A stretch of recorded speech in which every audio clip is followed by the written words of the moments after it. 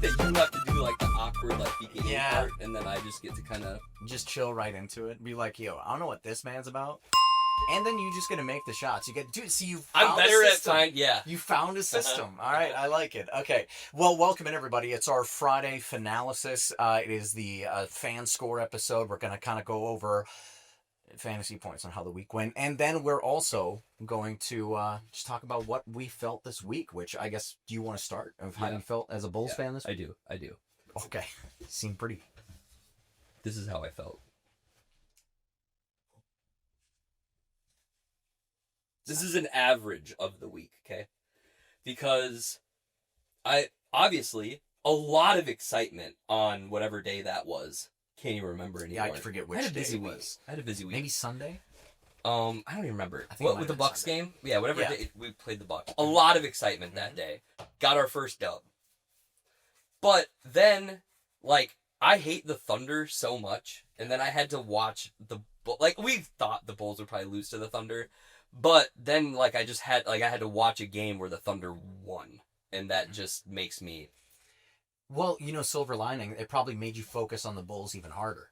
Yeah, because when the game's on, and it's Thunder versus Bulls, right? Yeah. I take my hands and I go like this, so I can only watch the Bulls playing kind of offense, and I cover all the Thunder players, and then when it switches, and then I watch this side. Mm-hmm.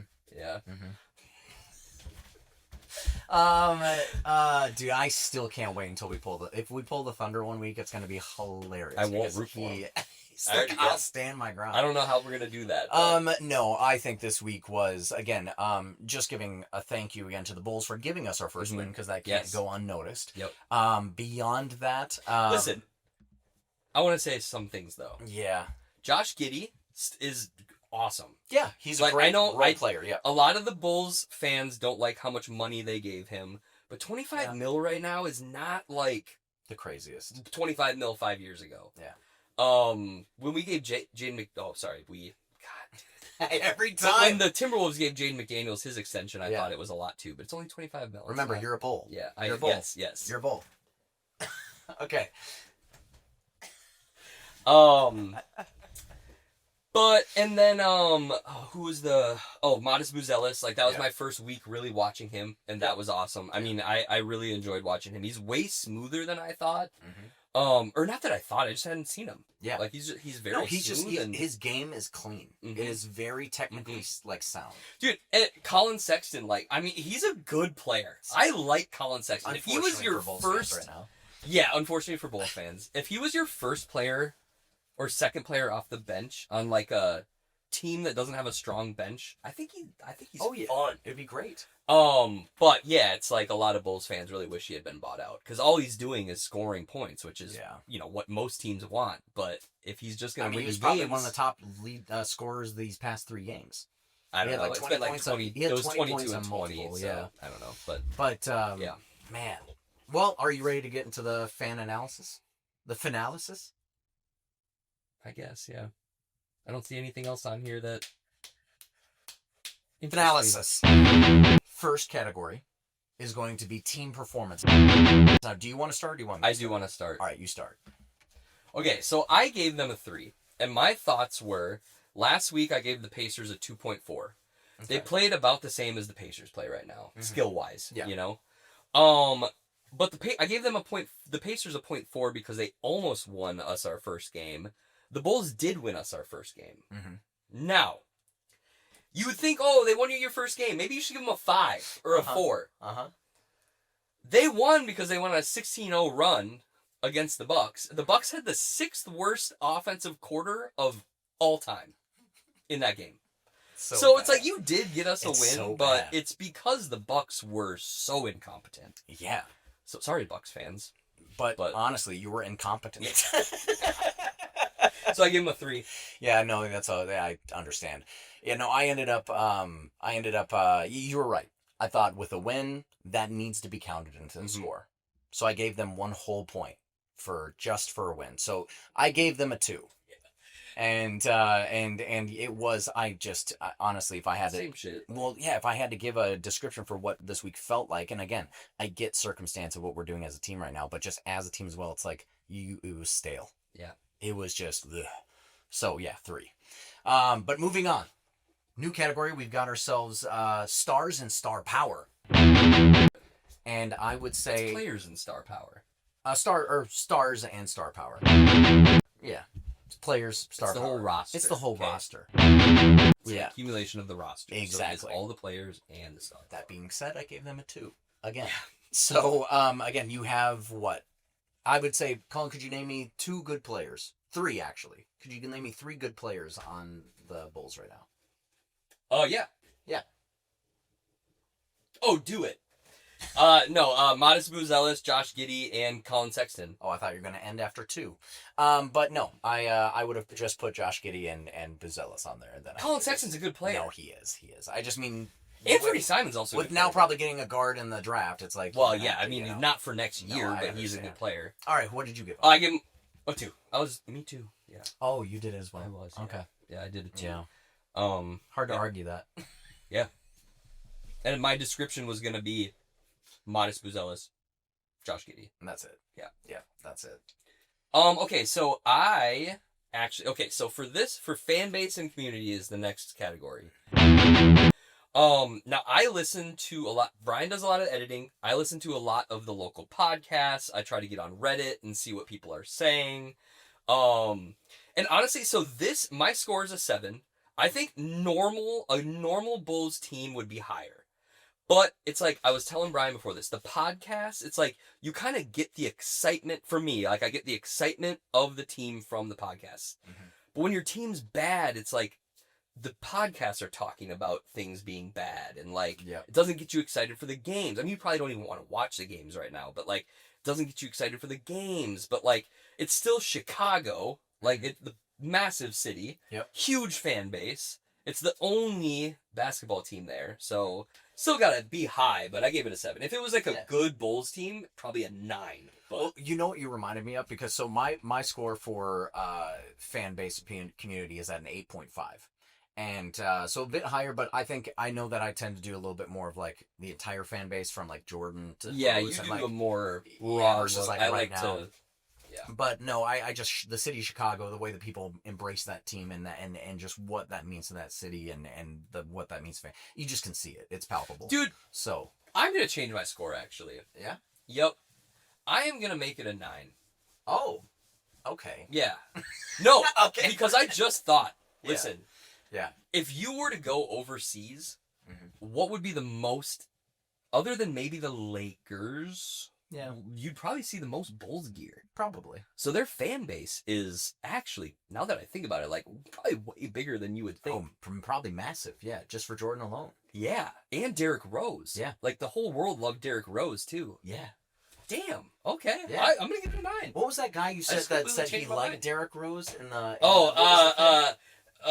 Greetzman. I can't remember his first name, but he was he won when France won the World Cup, because Derrick Rose was on the Timberwolves at the time, so I was locked in. But France won the World Cup, and Greetzman, I can't remember his first name, but he like they had won like 10 minutes before that, and he comes in and takes the mic from one of his teammates and goes, "I love Derrick Rose." Just put it here. Yeah, I'll put it up. I love Derrick Rose. It's great. It's great. But yeah, no, I understand. So switching it to a 9. I did, yeah. Switching it to a 9. I didn't think I was going to do that.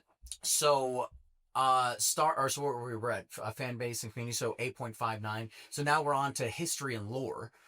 History and lore for me, I ended up putting at an 8.8. Now I at first almost had it like at a 9. I had it like pretty high. The only reason why it's at an 8.8, it's like it's hard to not. I'll do the same thing as you. I'll bump it up to a 9 just to make it. No, you know what? Give me 8.8 because there's a reason why I did 8.8.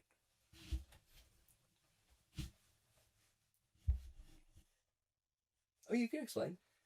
You say, what? Why'd you put it as an 8.8? Why'd you put it as an 8.8? Thank you.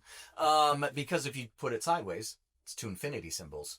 And Derrick Rose and Michael Jordan forever being our hearts, man. And that's why. Okay. That's why. Right. But no, truly, I mean, it's hard to not give this franchise and its history and lore. I mean, honestly, I do need to put it to a 9. I think it is kind of. I feel like putting it under a 9 would be kind of dumb. Now that I'm thinking about it, because it is Michael Jordan. I could talk about Derrick Rose, but Michael Jordan alone, still is to a certain extent the face of the NBA, even though he's not in the league. He hasn't been for 20 years. Yeah. So I'm going to change mine from an 8.8 to 9 as well. I'm going to give them a little higher because I feel like that is such a history. It is the history of the NBA for a while. So I'm going to say 9, actually. I like the 8.8 for the idea of it, but I got to do a 9. I think you're insane for even putting an 8. I know, that was at all. I was like thinking about it again. I went like, because you always try to leave room for like whatever. Yeah. But if I'm thinking about it, I got to do 9. All right. I got to do 9. So, okay. Ooh, I bumped it a little bit. Look at that. I bumped to the... Here. I'll move it a little bit. Keep talking, Cullen. What? Keep talking. Okay. Oh. Happening.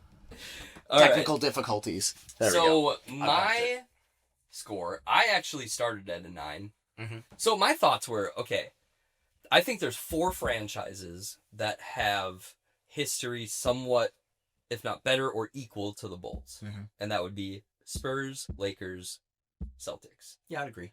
I can't think of anyone else that I would put in that echelon. Yep. So I had the Bulls at a 9 because I would consider them about the Spurs. Okay. Right? I have the other 2 higher. Okay. Right? Spoiler. But then I gave them a 9 and I was like, you know what? They won 6 ships though. So they get a 9.6. Yeah.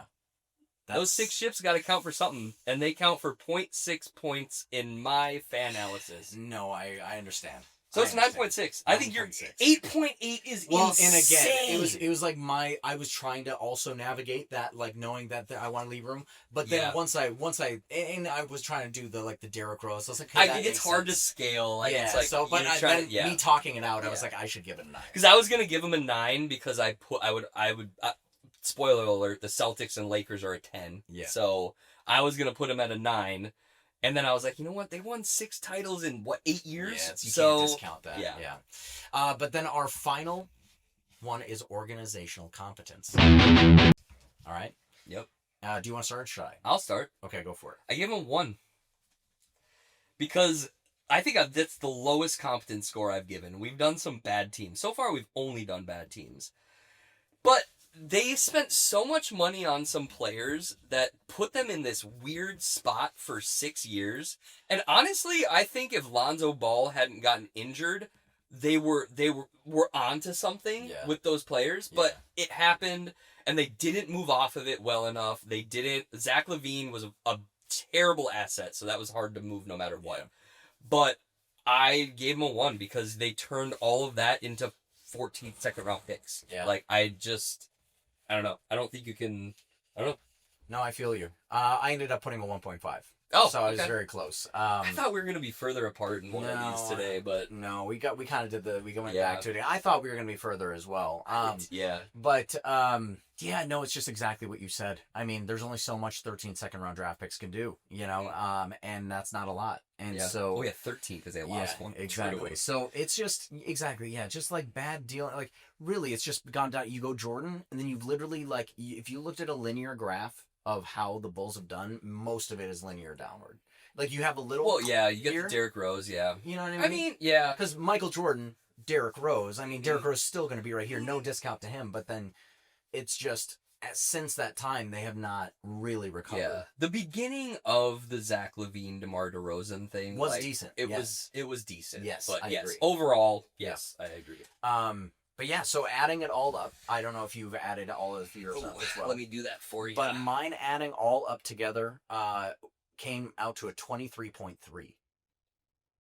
So that, I think, in comparison to, what's Mavs... 13 plus 9.6? 22.6? Yes. 22.9, I think, depending on... Or no, 22.6, because you have that. 22.6. Yeah, so very similar, 23.3. Okay, yeah. Again, we're fucking... But if you 0.6 off. If you think about it, it's Mavs, it's, what was it, Mavs, Pelicans around that range, and then you have Pacers at like 30. Yeah. So Pacers really... Because, yeah. Yeah. It's just interesting. See, if the Bulls had a better team right now, they would have blown all those other teams away. I agree. With their history and fan base lead. It's just recency. Yeah. Well, that was the finalysis. And now, usually is when, we'll go over We'll go over fantasy stuff. I know that people see us draft. You were so excited for it last week, and you got crushed this week, and now you don't want to talk about it. I'd like to... You want to know? We actually didn't even do the math. We just looked at what... you're going to do the math later. But we just looked at, what the players have done so far, and we don't need to do the math to figure out who won this week. Can I just tell a story at home for people? So, basically what ended up happening is 2 players on my team, Patrick Williams and Jalen Smith, both did not play at all this week, which means I only had 3 players playing. But luckily it was Colin Sexton and Josh Giddey who actually did pretty well. My 3rd player, however, Rob Dillingham. Tank Commander? Yeah, some people call him that. Rob Dillingham, the Tank, as people call him. Rob the Tank Dillingham. Dilly. He didn't do fair as well. Now, meanwhile, Cullen with a team of GY Jelly and Yabusele. How do you say his name again? Gershon Yabusele. Okoro, Buzelis, Richards, and one other person I'm blanking. Other guy, Trey Jones. All of them played pretty much every single game. And so that was that. Now let me tell you this: when I was drafting, there was a choice at the end there. We could always go back, but it was a choice between Leonard Miller and Jalen Smith. Now here's a little quick note to kids: if you are ever going against somebody in any sort of competition and they give you advice to do something, maybe just question that advice, because I remember Colin going, you you don't take Leonard Miller. He barely plays anyway. Don't get out. Get out of here. But he doesn't really play that well anywhere that much anyway. You might as well. Stunting. But he ended up. Dude, you hit the camera. Look at that. Look at that. I'm just gonna look at this. It's gonna be a done. Gorilla. Oh, dude, we got stuff coming. This. I'm keeping all of this in, by the way. And this is all staying in. Hi, everybody. I got you. But basically,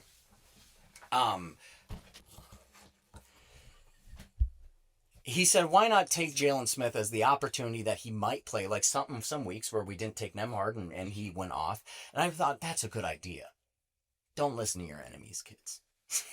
I'm your best friend. He's my best friend, which means I need to watch him even closer. Mm-hmm. But you know what? With being a punishment and everything too, do you mind if I recommend something? For what? Oh, a punishment? Yeah. Okay. Wait, you're gonna recommend? It depends. If you would be so kind, I'll vote on it. Can I give you an idea? Yeah, you gotta tell me what it is. I feel like because I lost, and that one's on me for listening to you, I should maybe give something away of mine. Okay. To the people. Sure. To the people. Sure. Okay. So, I'm offering to our community a once-in-a-lifetime opportunity. You yourself, as a Bulls fan, can come into possession into one of the greatest collections of Rob Dillingham rookie trading cards that you have ever seen. If you yourself like Rob Dillingham, please be the first to comment in our section with saying, I love Rob Dillingham. That's right. You must put in permanent comment form on our YouTube channel for everyone to see and reference, I love Rob Dillingham. If so, you'll get yourself an amazing set of Rob Dillingham rookie cards. That's right. You should be seeing it along your screen right now. Rob Dillingham not only becoming a Bull recently, but also full of Bull. Right now, if you take this card and this card collection, I can't stress enough. You can't send it back. When we send it to you, it's yours. That's yours. Don't need it back. Congratulations. Good job. All sales final. Good job. Okay. Not a sale. Giveaway. It's yours. That's so funny. How many do you have? How many are these people going to get? A few. It should be. You'll see it on the screen. It should be a few. But with that being said, Colin, I know that a while ago we want to keep this theme of maybe having something tradition. Do you want to introduce us to that tradition, or to the, the finality of it? I do. All right. Yeah, I really think it's cool to have a little like food from the place. So we got some Giordano's. Deep dish pizza. Now, I could be lying, but I think that there's like this thing in Chicago where some people like Giordano's and some people like one called like Illuminati's or something like that. Okay, yeah. I think. I can't remember. I've heard that before. But this is what we have. So yeah. Yeah.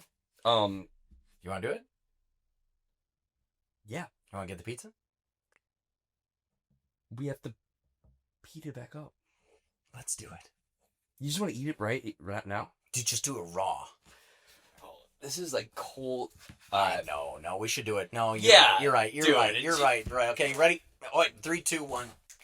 Wow. Okay. All right. We got some deep dish za. Oh, dude, I'm so ready. I haven't really eaten much of anything today, so I am looking forward to it. Yeah, it's a little. Yeah, it's cooled off. We got this pizza like an hour ago. We did heat it back up, but but this is to Chicago for the Bulls. Appreciate the first win.